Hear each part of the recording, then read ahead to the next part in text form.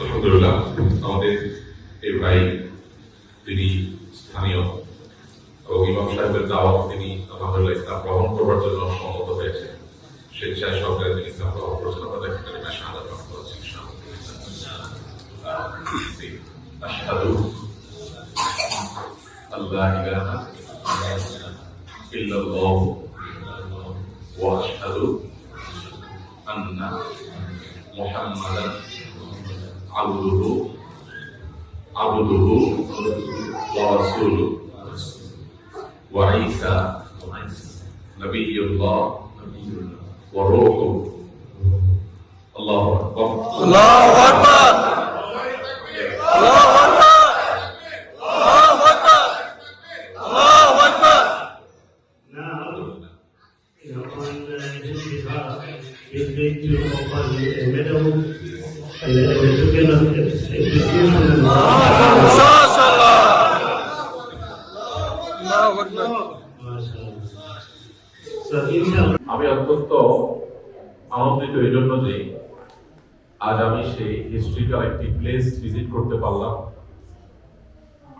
যে হিস্ট্রিটা আমাদের কারোর কাছে আসলে কাঙ্ক্ষিত কোনো হিস্ট্রি নয়, যে ইতিহাস আমাদের কারোর কাছে মোটেও প্রত্যাশিত কোনো ইতিহাস নয়, কিন্তু আনফরচুনেটলি হলেও আল্লাহর ফয়সালা ছিল সেই হিস্ট্রি, সেই ঘটনা ঘটেছে।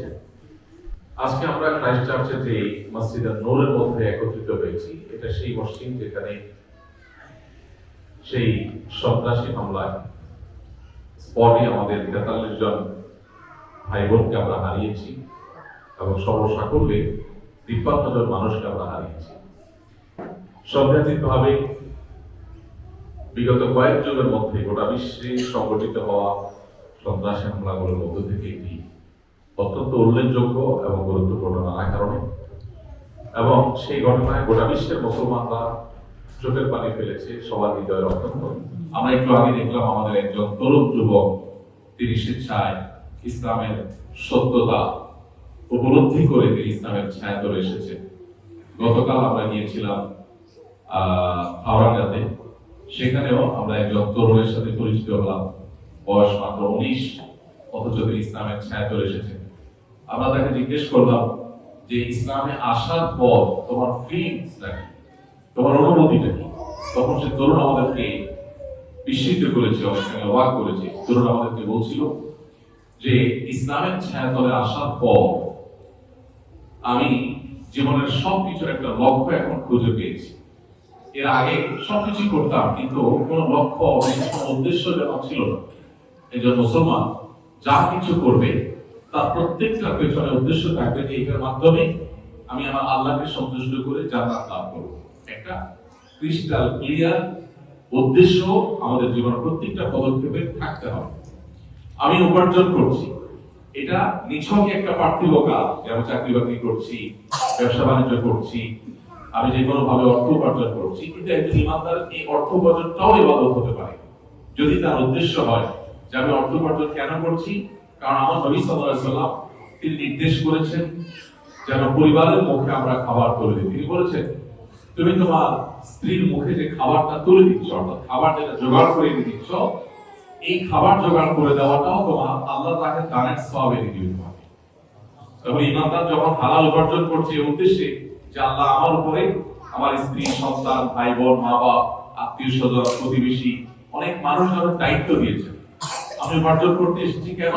আল্লাহ দেওয়া সেই দায়িত্বকে আদায় করবার জন্য। তাহলে এই কাজটা একটা ইবাদতে পরিণত হবে।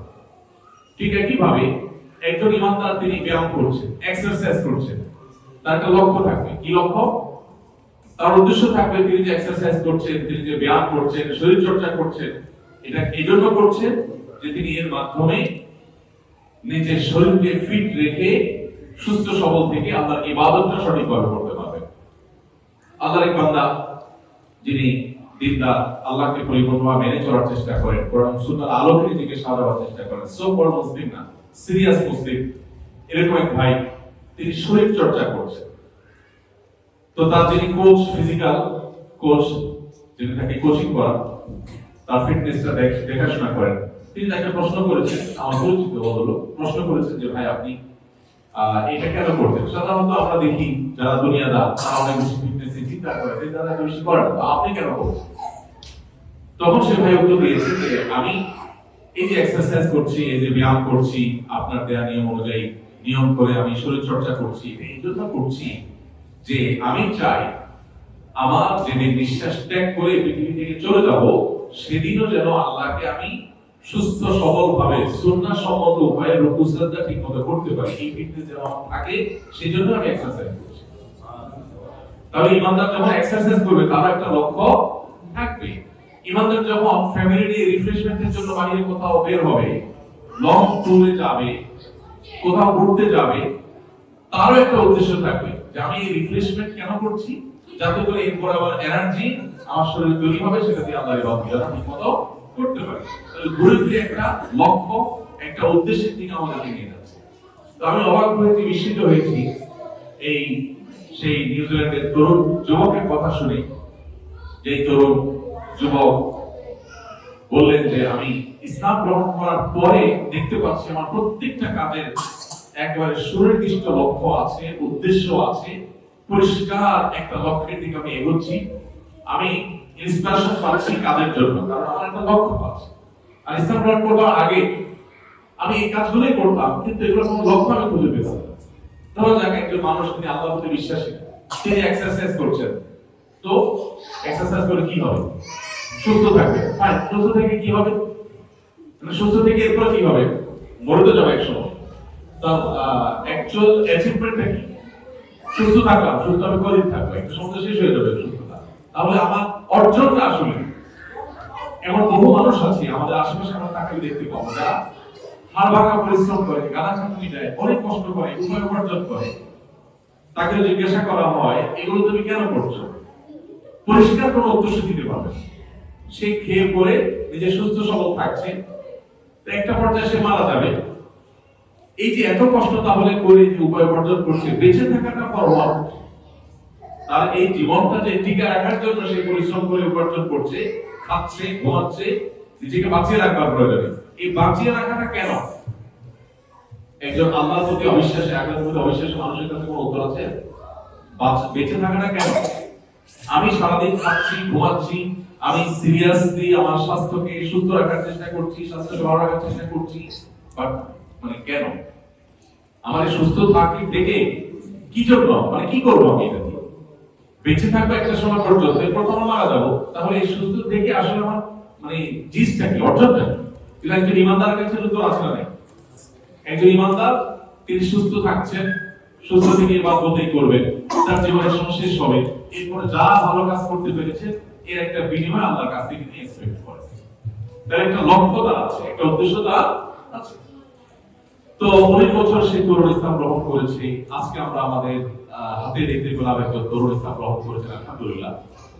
যদি তার ইসলাম গ্রহণের পেছনে আমার কোনো অবদান নাই, ইমাম সাহেব তাকে দাওয়াত দিয়েছেন, আরো কোনোভাবে তিনি ইসলামের দিকে দীক্ষিত হয়েছেন। আমি যে কথাটা বলছিলাম যে আমরা এখানে এই যে 53 জন আমাদের ভাই বোনকে হারিয়েছি, আমাদের কাছে খারাপ লাগা কাজ করছে। আল্লাহ কোরআনে বলেছেন ওয়াসা তাকরাহু শাইআন ওয়া হুয়া খায়রুল লাকুম। বহু ঘটনা তোমাদের কাছে কষ্টদায়ক মনে হয়, বেদনাদায়ক মনে হয়, তোমাদের কাছে ভালো লাগে না, অথচ সেই ঘটনার পেছনে লুকায়িত আছে তোমাদের জন্য কোনো না কোনো কল্যাণ।